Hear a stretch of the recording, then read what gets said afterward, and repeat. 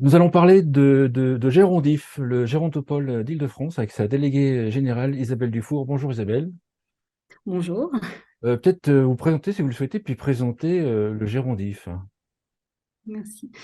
Donc, Isabelle Dufour, je suis déléguée générale de Gérondif depuis sa création en 2016, mais j'avais déjà travaillé sur le projet de préfiguration avant cette date, donc depuis 2015. Et je suis directrice d'hôpital. Mon dernier poste, c'était un poste de directeur d'hôpital gériatrique. Et je prends toujours des gardes administratives dans un hôpital gériatrique, de l'assistance publique hôpitaux de Paris. Donc j'ai toujours un pied sur le terrain. Je ne méconnais pas notamment les problèmes de recrutement, puisque voilà, prendre les gardes administratives le soir, le week-end, c'est une problématique majeure. Donc c'est très important pour ce que je vais vous expliquer des travaux de Gérondif, puisque c'est un gérontopôle très ancré dans les pratiques professionnelles et la connaissance du terrain. Pour nous, c'est essentiel. Le Alors, Gérondif, Gérondif, c'est un des premiers gérontopoles créés, si je me souviens bien.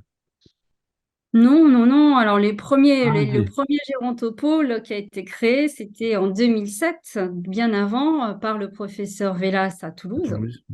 Le ministère avait suivi sa proposition de créer un gérontopôle à titre expérimental pour 2 ans. Au terme des 2 ans, un comité scientifique avait évalué la pertinence des résultats et des travaux du gérontopôle. Ils étaient bien sûr très positifs. C'est comme cela que ce gérontopôle a pu poursuivre sa vie et inspirer d'autres gérontopoles. Donc, ont été créés ensuite assez tôt,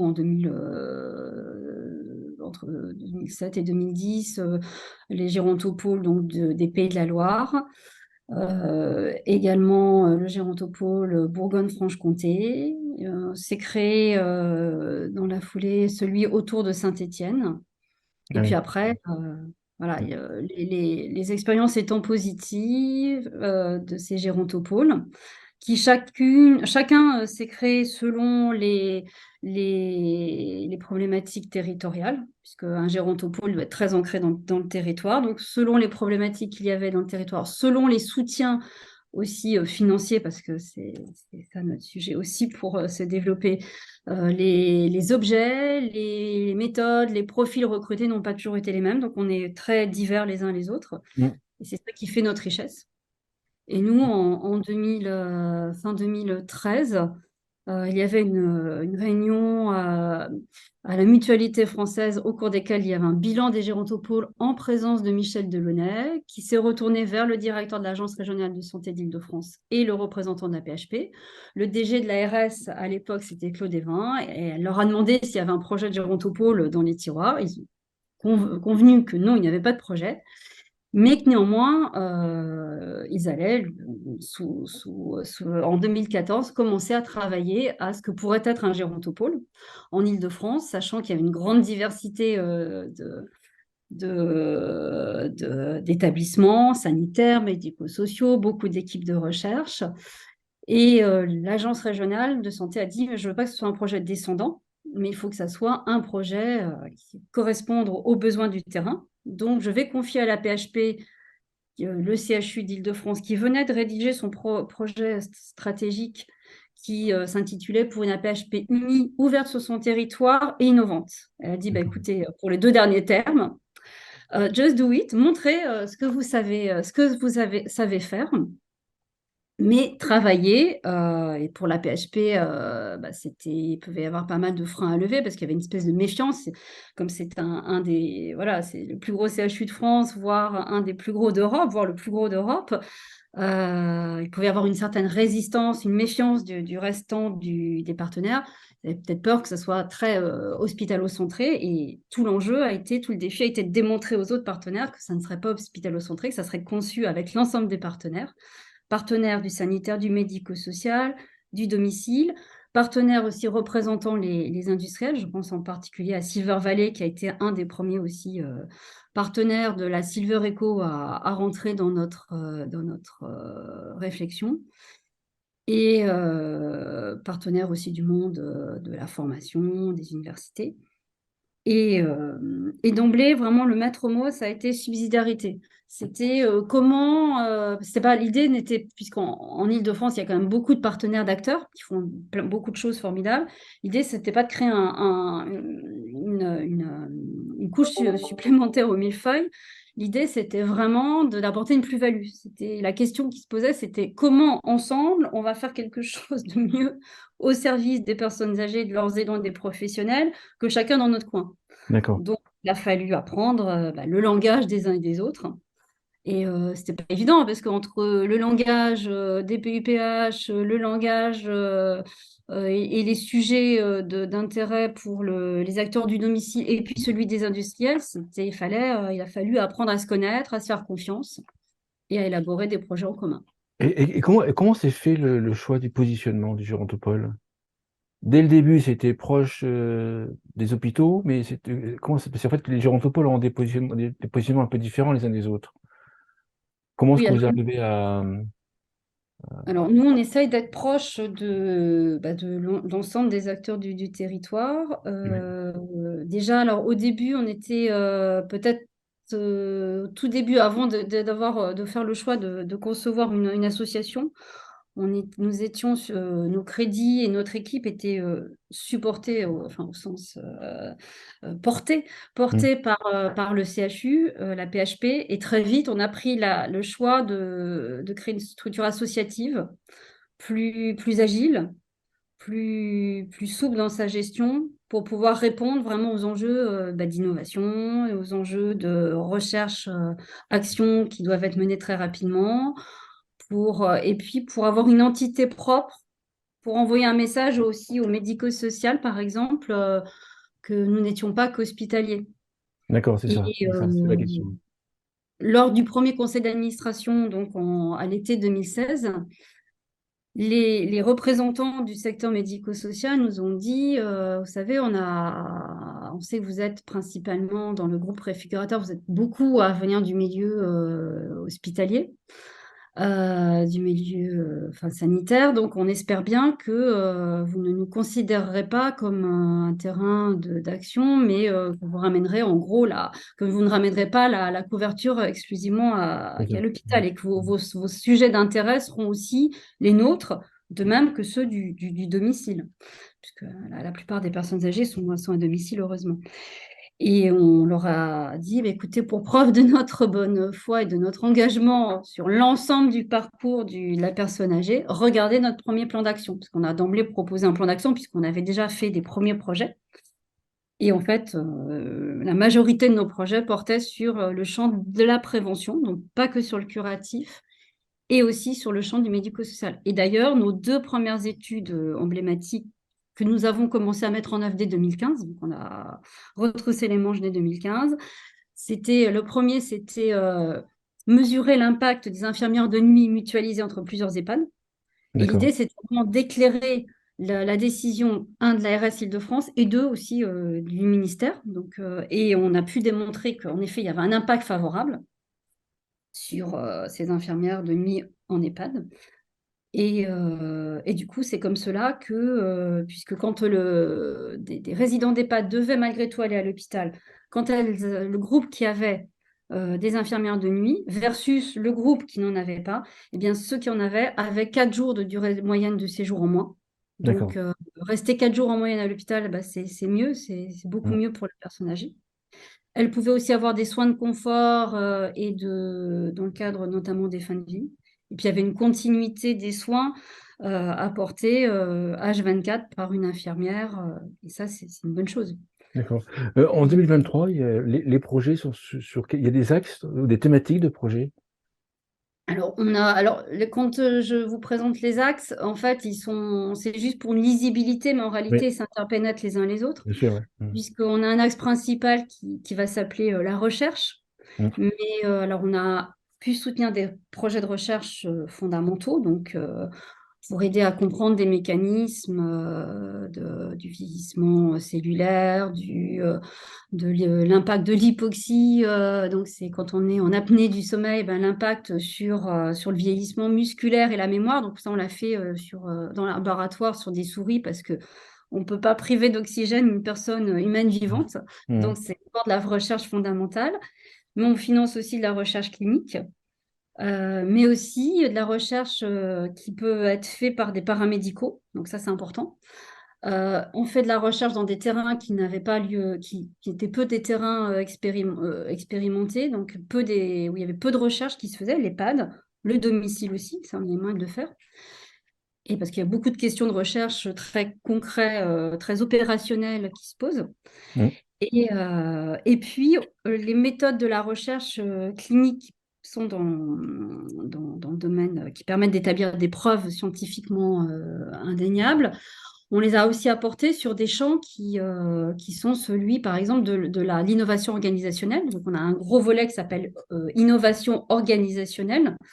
Donc, quand l'ARS ou quand d'autres acteurs veulent implémenter des nouvelles modalités de transmission, par exemple, d'actions de prévention, enfin pas de Mhm. Ah transmission, oui, mais d'organisation de la prévention, ou veulent implémenter de nouvelles structures.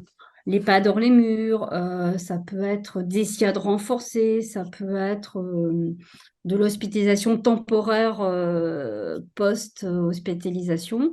Nous sommes sollicités pour à la fois faire des recherches qui sont certes euh, cliniques, qui mesurent l'impact clinique d'une innovation. Donc, Mhm. est-ce que grâce à l'EHPAD dans les murs, est-ce que le vieillissement, est-ce qu'on pourra identifier en termes de vieillissement en lien avec la chute, en lien avec la fragilité, en lien avec la dénutrition, est-ce que c'est mieux qu'un groupe contrôle qui n'aura pas eu cette intervention? Mais on D'accord. démontre aussi sur la faisabilité, sur la satisfaction et sur des éléments plus qualitatifs. Et là, on utilise des méthodes plutôt issues de la recherche en sciences humaines et sociales. Donc, on va faire des interviews, on va faire des focus group. Mhm. Et ça permet de décloisonner aussi la recherche, parce que dans la recherche française, on est souvent, quand on fait du clinique, on ne s'occupe pas de la faisabilité, de la qualité, et inversement. Et là, nous, on essaie d'avoir les Ah approches oui, complémentaire. complémentaires et toujours pour éclairer les décisions. C'est parce que je dis souvent une innovation. Alors, et puis, avant de passer à d'éclairer les choses, mon propos, on utilise la même méthodologie, par exemple, sur des offres de la silver economy. Donc, on peut, pour mesurer l'impact d'une solution technologique, on va utiliser la même méthode. D'accord. Donc, parce que une solution technologique, elle peut par exemple aider à réduire les chutes. Mhm. Donc, moins de chutes, moins de consommation médicamenteuse, moins. Donc, les voyants peuvent être ouverts au niveau clinique, au niveau impact médico-économique, mais en revanche, ça peut être extrêmement liberticide. Donc, on va aussi avoir un impact sur éthique. Donc, on peut faire aussi des conférences de consensus éthique, puis interviewer bien évidemment les personnes âgées, les familles, ils n'ont pas forcément des avis convergents, Mhm. et les professionnels qui travaillent, parce qu'on peut aussi avoir des difficultés d'implémentation de certaines solutions parce qu'elles ne sont pas compatibles avec les organisations de travail. Si, par exemple, nous sommes en train de travailler concrètement sur des exosquelettes pour protéger le dos, enfin toutes les articulations des professionnels qui interviennent aussi bien au domicile qu'en institution. L'idée, c'est de réduire bien sûr leur trouble Mhm. musculo-squelettique. Et puis derrière, comme on a aussi tout un axe qui porte sur les métiers, l'attractivité et la formation, on se dit que ça permettrait Bien d'attirer sûr, plus le de relier, professionnels bien sûr. puisque leurs conditions de travail seraient améliorées. Mais il faut que ça soit compatible, donc on va devoir faire des tests pour vérifier que c'est portable, enfin que c'est acceptable, par exemple, quand on est aide à domicile et qu'on va aller visiter dans la même journée plusieurs patients. Ah oui, Donc, est-ce que bien sûr. quand on sort de sa voiture, c'est facile à mettre? Comment s'assure-t-on que l'exosquelette ne va pas transmettre des infections nosocomiales d'un foyer à l'autre? Donc, Ah oui. quel va être l'entretien, l'hygiène? Ouf. Ah oui, ah oui, oui, voilà, oui. Mhm. Et en institution, est-ce que ça va être portable tout au long des 8 heures, 10 heures, 12 heures, tout dépend des organisations? Est-ce que ça va être un exosquelette qui est dédié à un professionnel? Dans ce cas-là, il va falloir en équiper voilà, 120, 100, enfin bon, selon les structures, ça peut être énorme. Ou est-ce que ça va pouvoir se passer d'un professionnel à l'autre, mais qui gère les réparations, l'entretien? C'est vraiment des questions très concrètes de terrain. Et quand Et c'est on comme voit. ça, vous partez avec des exosquelettes qui sont déjà sur le marché, enfin déjà développés, ou vous partez d'une feuille blanche et vous pouvez aller jusqu'à le créer? Parce que j'imagine qu'il va, s'il est trop, on imagine, hein, il est trop imposant, je vois pas nos sert de vide dans le métro entre les clients avec l'exosquelette dans un sac à dos, vous voyez.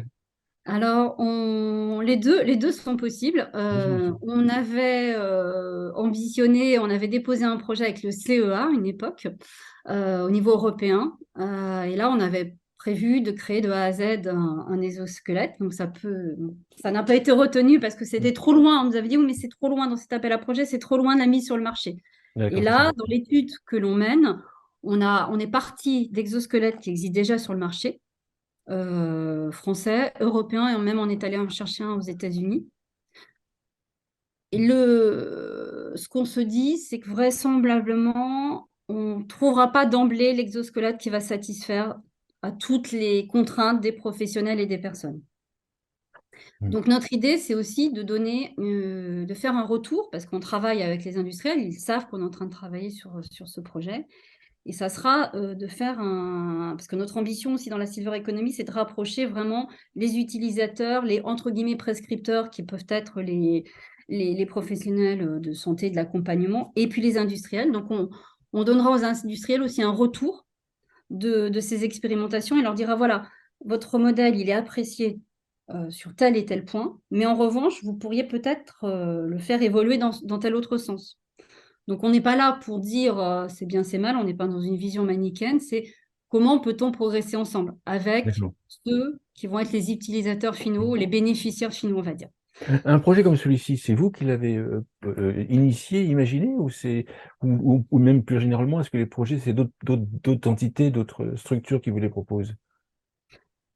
Les deux, Les deux. par exemple, sur les exosquelettes, c'était des professionnels de santé qui nous avaient dit, voilà, on a des durées moyennes de séjour à l'hôpital qui parfois sont très longues parce que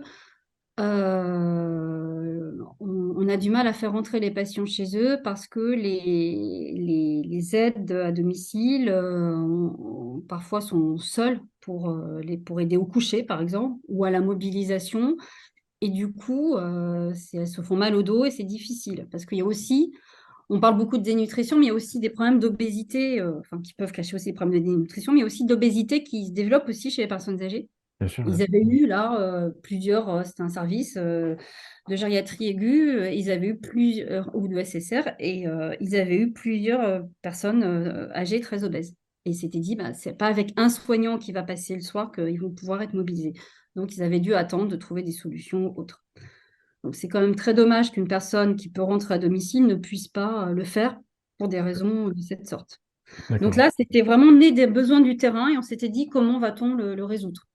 Parfois, il y a des appels à projets auxquels on répond. On se dit, tiens, ça fait longtemps qu'on voudrait travailler sur telle question, sur l'agitation des personnes. En fin de journée, bon, bah là, on va répondre à un appel à projet. Parfois, on dépose dans certains appels à projets, il faut qu'il y ait une association avec un D'accord. industriel, Oui. Ouais. Mm. un entrepreneur plutôt de la Ouais. silver Ouais. economy. Ouais. Forcément, industriel, ça peut être Mm. Oui, oui, un oui. offre de service. Dans ce cas-là, on s'associe, ils viennent nous chercher ou nous, on va les chercher et ensemble, on dépose. C'est en Ça fait, peut c'est-à-dire qu'une entreprise pourrait venir voir le gérant, dit, voilà, il y a cette être. solution-là que je voudrais tester. Comment ça marche? Après, vous regardez le projet, si ça vous intéresse ou pas, et après, vous montez le projet ensemble pour trouver des financements, ou comment ça fonctionne? Si moi, je suis Exactement. un porteur de projet, que je viens de vous voir, par quelle étape ça passe, enfin, comment ça se passe? Donc, on nous envoie, enfin, on nous contacte, on nous envoie un mail. On a Mm. une partie de l'équipe qui est dédiée justement à tout ce qui est silver economy, technologie et puis innovation. Donc, on essaye de comprendre le projet. Et ensuite, on a plusieurs possibilités soit l'entreprise a suffisamment de fonds propres et peut, par exemple, vous commander une étude sur un point précis. Mm. Donc, il y a une structure qui proposait un site, avait créé un site pour des aidants de personnes atteintes de la maladie d'Alzheimer. On a une neuropsychologue dans l'équipe qui a pu les aider à reformuler de façon plus éthique ou plus précise ou correspondant mieux aux besoins de ces populations les formules du site. Non, parce que c'était plutôt des gens qui venaient d'autres univers. Donc Ouais. là, ça peut être une petite mission comme celle-ci. On peut aussi leur proposer de faire de la veille et d'essayer de trouver l'appel à projet auquel on pourrait répondre ensemble. Ah oui, ah, pas mal. Mm. Et on a maintenant une nouvelle offre qui s'appelle le Living Lab mobile. Il y a deux manières de faire. Soit nous, on peut avoir de l'argent pour acheter la solution. Alors là, c'est vraiment pour de la technologie, donc sur des outils technologiques, de l'équipement technologique. On achète la solution et ensuite, on va la faire tester auprès de tous nos partenaires. Donc, on choisira les types de partenaires. Si c'est plutôt fait pour le domicile, on aura la possibilité de se le faire tester par l'HAD, Mm. enfin les HAD, Mm. puisqu'on a plusieurs dans l'Île-de-France, par des services d'aide à domicile ou alors dans des institutions ou directement auprès du domicile de personnes âgées en passant par nos partenaires qui sont qui peuvent être des bailleurs sociaux, qui peuvent être des CCAS. On a des entrées auprès de tous ces partenaires. Et nous, on le fait tester gracieusement à ces structures. En échange, ils nous remplissent, enfin, ils répondent à nos questions et on évalue sur pas mal d'aspects, l'aspect ergonomique, l'aspect est-ce que dans le temps, au début, il y a eu un effet waouh, et puis au bout d'un certain temps, les patients ne l'ont plus utilisé ou les résidents ne l'ont plus utilisé. Enfin, voilà, on a tout un. Et après, l'intérêt, c'est qu'on peut partager cet avis avec les industriels en leur disant, voilà, sur X établissements, X personnes, foyers dans lequel on a testé votre solution, il ressort qu'il faudrait peut-être améliorer tel ou tel aspect et on va les aider à l'améliorer. Et on va les faire rentrer, on va pouvoir organiser des petits groupes d'usagers qui vont pouvoir répondre aux questions supplémentaires des industriels. Donc, c'est vraiment notre ambition, ça sera d'arriver à faire de la co-construction avec les acteurs de la silver economy, justement pour abattre ces silos Ouais, qui ouais, se sont d'accord. Mm. créés. Parce que quand on a créé le Gérontopole, euh, les, les, les représentants par exemple, du sanitaire et du médico-social, dont je faisais partie il n'y a pas si longtemps, disaient, bah oui, mais quand vous nous proposez des solutions, elles ne sont pas adaptées à nos organisations, elles ne correspondent pas à nos besoins, à nos problématiques, etc. Et les industriels disaient, vous êtes gentils de nous dire ça, mais nous, quand on essaye de rentrer dans vos établissements pour faire de l'expérimentation, pour écouter les besoins, eh bien, vous êtes fermés, vous vous méfiez. Mm. Il nous disait, mais en particulier dans le public, vous êtes hyper fermés parce que, bah oui, il y a les problématiques de marché public. Quand on est jeune directeur, on nous forme en disant attention, il y a des marchés publics, donc méfiez-vous, enfin, tenez-vous à distance des industriels, ne vous faites pas acheter. Et quand on est dans une logique d'expérimentation, de Ouais. co-construction, il y a quand même des moyens, même juridiques, etc., encadrés pour malgré tout permettre cette co-construction. Enfin, moi, donc, une des ambitions que l'on a, notamment avec Silver Valley, qui est un de nos partenaires mais c'est pas le seul, pour travailler avec les entrepreneurs, c'est vraiment de faire des expériences de type vie ma vie. Donc, de pouvoir, et en prenant toutes les précautions juridiques, en encadrant bien les choses, de prendre sous le bras un entrepreneur et d'aller lui faire vivre 24 heures en EHPAD, en EHPAD, en hôpital gériatrique, ou suivre une tournée d'aide à domicile ou de soignants de l'HAD pour qu'ils comprennent, qu'ils s'immergent dans ce milieu